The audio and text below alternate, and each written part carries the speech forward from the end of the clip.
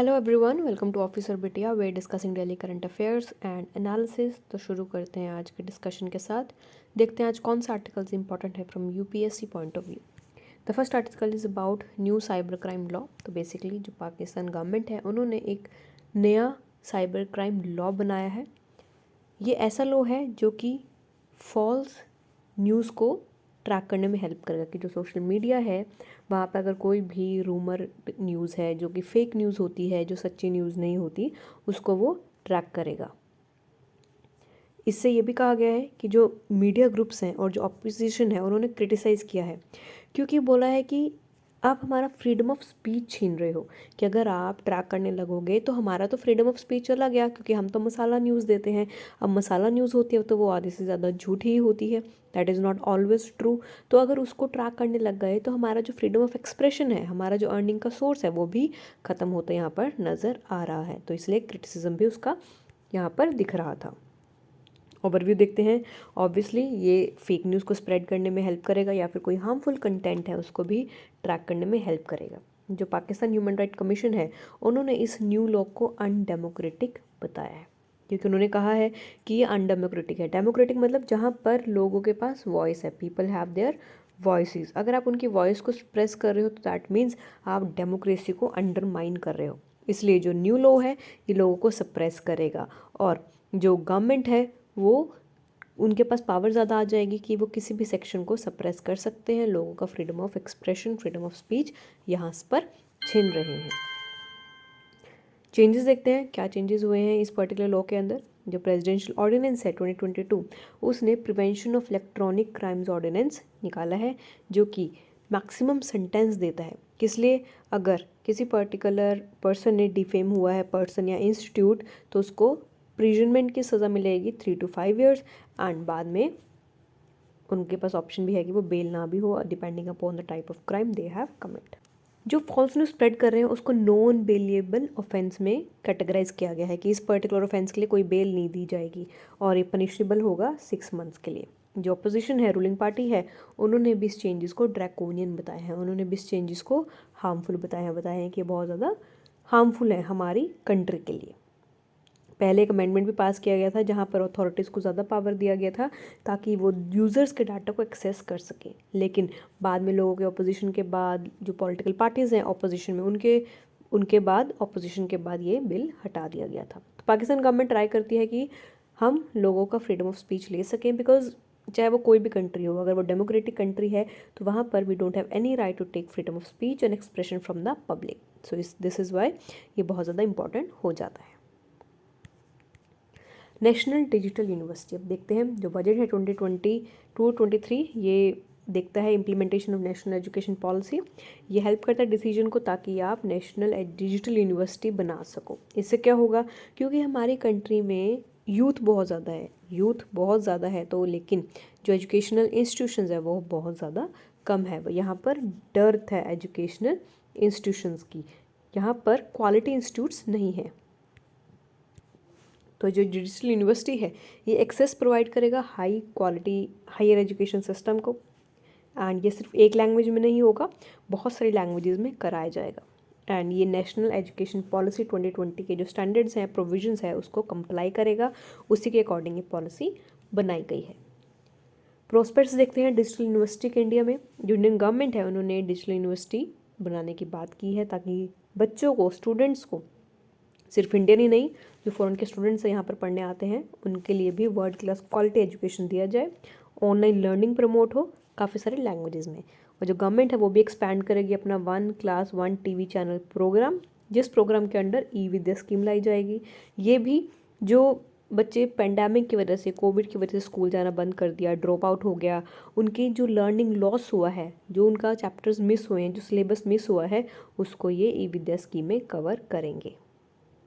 क्योंकि जो कोविड में स्कूल भी बंद हो गए थे, जिस वजह से बच्चों की पढ़ाई बहुत ज़्यादा ख़राब हुई है, तो वो यहाँ पर सब पर ध्यान दिया जाएगा और स्टूडेंट्स को दिया जाएगा कि उनका जो पिछला सिलेबस है जो पेंडिंग है स्कूल बंद होने की वजह से, वो भी कवर करा दिया जाएगा। तो इसलिए डिजिटल यूनिवर्सिटीज़ ओपन की जा रही है कि चाहे स्कूल बंद हो भी जाए, डिजिटली सारे काम चलते रहें। जैसे अब कोविड के बाद हमारा जो 90% वर्कफोर्स है वो डिजिटल ऑनलाइन शिफ्ट हो गई है, तो इसी तरह से हमें यहाँ पर ह्यूज ड्रास्टिक शिफ्ट देखने को मिला है। तो अगर हम ध्यान देंगे, हम बच्चों को भी पहले ही ऑफलाइन स्कूल से ऑनलाइन स्कूल में लेकर आए, तो इससे हमारी इकोनॉमी कभी ड्रॉप नहीं होगी, इकोनॉमी किसी भी सिचुएशन में काम करती रहेगी। जो डिजिटल यूनिवर्सिटी है ये प्रपोज किया गया है ताकि जो एजुकेशन है कंट्री में वो इंक्रीज़ हो सके through television programmes. Television programmes यहाँ पर बनाए जाएंगे ताकि उनको प्रैक्टिकल ब्लूप्रिंट दिया जाए, मॉडर्न ब्लूप्रिंट दिया जाए एंड बताया जाए कि काम ये कैसे करेगा। अभी अवेयरनेस की ज़रूरत है कि जो प्रेजेंट यूनिवर्सिटी मॉडल चलता आ रहा है वो बहुत ज़्यादा रिस्ट्रिक्टिव है, बहुत ज़्यादा लिमिटेशन है उसके अंदर, एंड जो स्टूडेंट की फाइनल कंडीशंस है, फाइनेंशियल कंडीशंस है, इंटरेस्ट है, उसके इंटरेस्ट को मीट नहीं करता। क्योंकि जो अगर हम प्राइवेट स्कूल्स की बात करें तो उनकी फ़ीस ही इतनी ज़्यादा होती है कि कोई गरीब पर्सन, कोई पुअर फैमिली से पर्सन उसको स्टूडेंट ले नहीं सकता। दिस इज़ वाई ये बहुत ज़्यादा इंपॉर्टेंट हो सकता है हमारे लिए कि हम स्टूडेंट्स को ऐसा इंफ्रास्ट्रक्चर दें, ऐसा काम दें जहाँ पर वो अच्छे से क्वालिटी एजुकेशन हासिल कर सके। अब डिसएडवांटेजेस देखते हैं डिजिटल यूनिवर्सिटी के। कहते हैं कि ठीक है, हम मान रहे हैं कि डिजिटल एडवांटेज हैं इसके, बट डिजिटल डिसएडवांटेज भी हैं, क्योंकि डिजिटल यूनिवर्सिटी बनाने के लिए हमें कैपिटल चाहिए होगा, टेक्नोलॉजीज चाहिए होंगी एजुकेशन प्रोवाइड करने के लिए, लेकिन जो गरीब देश हैं, गरीब जो एरिया है, वहाँ पर पॉसिबल नहीं है डिजिटल कनेक्शन, वहाँ पर डिजिटल डिवाइड है, क्योंकि वहाँ पर डिफरेंस आता है हैव एंड हैव नोट्स में, क्योंकि कुछ सेक्शन के पास इंटरनेट है लेकिन कुछ सेक्शन के पास इंटरनेट नहीं है, कुछ सेक्शन के पास मोबाइल फ़ोन नहीं है। तो इसलिए जो डिजिटल डिवाइड है हमारी कंट्री में उसको हमें रूल आउट करना पड़ेगा, उसको ओवरकम करना पड़ेगा अगर हमें डिजिटल यूनिवर्सिटी का इनिशिएटिव सक्सेसफुल बनाना है। कंक्लूजन देखते हैं, जो गवर्नमेंट है वो हेल्प करेगा डिजिटल डिवाइड को कम करने में, जो बिगर इंटरनेशनल इंस्टीट्यूशंस हैं वो भी इंपॉर्टेंट पार्ट प्ले करेंगे एक flexible and affordable education system बनाने के लिए। इसके लिए स्वयं, ई पीजी पाठशाला, स्वयं प्रभा, नेशनल डिजिटल लाइब्रेरी, ई ज्ञान कोश, वर्चुअल लैब्स, ये सब बनाया जाएगा ताकि डिजिटल यूनिवर्सिटी में हमारे जो एग्जिस्टिंग रिसोर्सेज हैं उनको हम कन्वर्ट करके काम कर सकते। Next is about EUA2 Corbevax for 12 से 18 ईयर्स एज ग्रुप। तो यहाँ पर 12 से 18 साल के बच्चों के लिए वैक्सीन आ गई है। ये बनाई गई है हैदराबाद बेस्ड बायोलॉजिकल ई ने, जिन्होंने एमरजेंसी यूज़ अथॉराइजेशन निकाल लिया है, जहाँ पर कहा जा रहा है कि एमरजेंसी केसेस में हम बच्चों को वैक्सीन प्रोवाइड करा सकते हैं। ओवरव्यू देखते हैं, ये जो बायोलॉजिकल ई कॉर्बेवैक्स वैक्सीन है ये drugs controller general of India ने पहले लिमिटेड यूसेस के लिए निकाला था, एमरजेंसी यूज़ के लिए निकाला था 2019 में। ये सिर्फ अडल्ट्स के लिए था, लेकिन अब जैसे जैसे इसके ट्रायल चलते गए हैं, phase second, phase third trial हुए हैं, तब इसमें बच्चों के लिए भी अप्रूवल इसको मिल गया है। तो जो हमारी कंट्री का नेशन वाइड वैक्सीनेशन प्रोग्राम चल रहा है, जहाँ पर बच्चों में वैक्सीनेशन की बात हो रही है कि 15 से 18 साल बच्चों को वैक्सीन मिलना चाहिए, तो अभी तक कोवैक्सीन ही अप्रूव्ड हुई है इस पर्टिकुलर एज के लिए। एंड अगर आपको ये वैक्सीन लेनी है तो एक एडवांस पेमेंट जो गवर्नमेंट ने करी है, दैट इज़ 1500 करोड़ की करी है, ताकि 30 करोड़ डोजेज़ बच्चों को मिल सके। कोर्बेवैक्स देखते हैं। कोर्बेवैक्स पहली हमारी कंट्री की इंडिजीनियस वैक्सीन है जो कि रिसेप्टर बाइंडिंग डोमेन में काम की गई है। रिसेप्टर बाइंडिंग डोमेन प्रोटीन इसके अंदर है जो कि सब यूनिट है अगेंस्ट कोविड-19। जो विया इंट्रामस्कुलर रूट है ये वहाँ से एडमिनिस्टर की जाती है, वहाँ से पर्सन को दिया जाता है।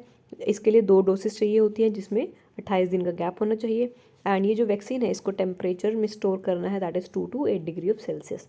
तो बेसिकली बताया गया है कि जैसे हमारी कोविशील्ड थी उसमें भी आपको 1-2 महीने का गैप लेने के बाद ही दूसरी डोज लगी थी, सिमिलर केस इसमें है। बायोलॉजिकल बी देखते हैं। बायोलॉजिकल ई एक तरह से फार्मास्यूटिकल कंपनी है, बायोटेक्नोलॉजिकल कंपनी है जो कि हैदराबाद में लोकेटेड है। एंड इसका बेसिक एम यही है कि हमें सस्ते दाम पे वैक्सीन प्रोड्यूस करनी है ताकि इंडिया के हर एक सेक्शन के लोग इसको अफोर्ड कर सकें। ये जो फार्मास्यूटिकल कंपनी है ये फाउंड की गई थी 1953 में, एंड महिमा डल्टा एक तरह से मार्केटिंग डायरेक्टर हैं इस कंपनी के। Next is about India France. तो एक रोड मैप बनाया गया है, इंडिया और फ्रांस ने पार्टनरशिप की है blue economy and ocean governance को क्रिएट करने में। ये जो टर्म्स है blue economy, ocean governance, you should write it down, note it down, एक डायरी बना लो जहाँ पर ये टर्म्स लिखते रहो ताकि आप मेंस एग्जामिनेशन में इसको यूज़ कर सको, क्योंकि ये हैवी टर्म्स होती हैं तो जो एग्जामिनर है वो इम्प्रेस हो जाता है, तो हमें उनको ही इम्प्रेस करना है ताकि हमारे मार्क्स अच्छे आ सकें। तो ब्लू इकोनॉमी की बात करते हैं। जो ब्लू इकोनॉमी होती है उसके अंदर इंक्लूसिविटी की अप्रोच रहती है, जहाँ पर हम रिन्यूएबल एनर्जी का यूज़ कर रहे हैं, इलीगल फिशिंग को बंद कर रहे हैं, अगर कोई मैराइन पोल्यूशन हो रहा है, मैराइन लिटर है, उसको ख़त्म कर रहे हैं, कोस्टल एरिया को प्रोटेक्ट कर रहे हैं, जॉब्स क्रिएट कर रहे हैं, पॉवर्टी को कम कर रहे हैं, भुखमरी को ख़त्म कर रहे हैं, जो हमारी मैराइन लाइफ है उसको खा नहीं रहे हैं, इनफैक्ट उसको कंजर्व कर रहे हैं, स्मार्ट शिपिंग का यूज़ कर रहे हैं ताकि जो इन्वायरमेंट है उसके ऊपर कम इम्पैक्ट हो सके। तो एक तरह से ओवरऑल ब्लू इकोनॉमी में वो सब चीज़ें आती हैं जहाँ पर हम इन्वायरमेंट को मिनिमल से मिनिमल हार्म करते हैं और हमारा जो बेनिफिट है वो रिन्यूएबल सोर्सेज ऑफ एनर्जी की तरफ जाता है। सिर्फ रिन्यूएबल सोर्सेज की एनर्जी की तरफ ही नहीं, इनफैक्ट हमारी जो वाइल्ड लाइफ है, ह्यूमन रिसोर्स है, वो भी सेफली काम कर सके। की पॉइंट्स देखते हैं। ये जो दोनों कंट्रीज़ हैं उन्होंने एक तरह से रोड मैप बनाया है ताकि साइंटिफिक नॉलेज कंट्रीब्यूट कर सके टुवर्ड्स दिस ओशन कंजर्वेशन। क्योंकि जो ओशन है वो एक तरह से किसी कंट्री का ओशन नहीं होता, ओशन सभी का होता है, ओशन ग्लोबल कॉमन में आता है, क्योंकि रूल ऑफ लॉ यही है कि ओशन को हम पानी को डिवाइड नहीं कर सकते। तो इसीलिए कुछ कंट्रीज़ आती हैं साथ में मिलकर ताकि उनकी सफाई कर सके और हमारी जो मेराइन लाइफ है उसको हम प्रोटेक्ट कर सके। तो इसके अंदर क्या क्या होगा, इसके अंदर मैरीटाइम ट्रेड के बारे में डिस्कशन होगी, naval industry, marine technology, fishery, scientific research, marine and eco tourism, inland waterways, integrated coastal management, cooperation and competitive administration on civil maritime issues. इन दोनों कंट्रीज़ में प्लान किया जाएगा ताकि हम एनुअल बायलैटरल डायलॉग कंडक्ट कर सकें on blue economy, ocean governance, ताकि हम व्यूज़ एक्सचेंज कर सकें, ताकि प्रायोरिटीज़ क्या रहेंगी, सपोर्ट क्या रहेगा, कैसे काम करेगा, फ्यूचर प्रैक्टिसेस क्या होंगी, तो उन सब के बारे में यहाँ पर डिस्कशन किया जाएगा। जो दोनों कंट्रीज़ हैं वो एक तरह से ड्राइवर बनेंगी प्रोग्रेस की, अपनी अपनी सोसाइटीज़ में, अपने अपने इन्वायरमेंट में, अपने अपने कोस्टल एंड मैराइन बायोडाइवर्सिटी में।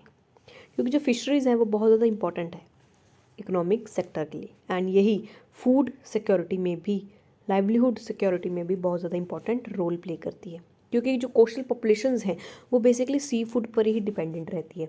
अगर हमारा सी फूड पोल्यूट हो रहा है, हमारा जो सी फूड है, फिशरीज़ हैं, उन्हीं के अंदर कंटामिनेशन है, तो अगर हम उनको कंज्यूम कर रहे हैं तो इनडायरेक्टली वो हमें ही हार्म कर रहे हैं, हमारा ही नुकसान हो रहा है। तो इट इज़ बेटर कि अगर फ़िश हेल्दी रहेंगी तो हमारी हेल्थ भी हेल्दी रहेंगी। तो हमें बस यही करना है।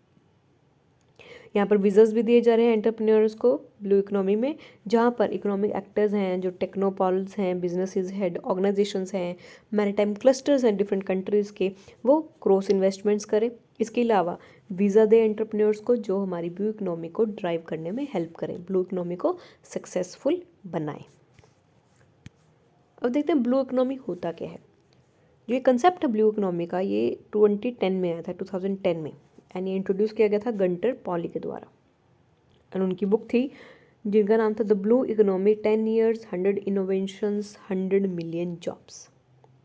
ब्लू इकोनॉमी का मतलब होता है एक ऐसी इकोनॉमी जहाँ पर जो ओशन रिसोर्सेज हैं, जैसे चाहे वो कोरल्स हैं, चाहे वो फिशरीज़ हैं, एक्वेटिक लाइफ है, मेरीन है, जितने भी ओशन रिसोर्सेज हैं वो हमारी इकोनॉमिक ग्रोथ में हेल्प करें। हमारा जो इकोसिस्टम है ओशन का, हेल्थ इकोसिस्टम, वो इम्प्रूवमेंट लाए हमारे लाइवलीहुड्स में and in turn jobs create करें। तो एक तरह से हम यहाँ पर एक साइकिल बनाने की कोशिश कर रहे हैं जहाँ पर ओशन डिपेंडेंट है ह्यूमन पर, ह्यूमन डिपेंडेंट है मेरीन लाइफ पर। तो बेसिकली एक ऐसा साइकिल बनाना है जहाँ पर हमारा जो ecologically food chain, food web है वो इंटरकनेक्टेड हो सके और हमारी जो इकोनॉमी है वो भी साथ साथ ग्रो हो सके। यहाँ पर हम ग्रीनिंग ओशन डेवलपमेंट स्ट्रैटेजीज लाने की बात कर रहे हैं ताकि जो ओशन की हेल्थ है उसका कंजर्वेशन हो सके एंड जो प्रोडक्टिविटी है वो भी इंक्रीज हो सके। So these are the things about blue economy. Alright, because UPSC directly question पूछ लेगा what is blue economy and 4 definitions दे देगा, एंड वो चारों डेफिनेशंस बहुत ज़्यादा क्लोज होंगी एक दूसरे से। जहाँ पर ब्लू इकोनॉमी का मतलब we are not just focusing on aquatic animal, we are also focusing on growth, economic growth. तो आपको ये ध्यान रखना है।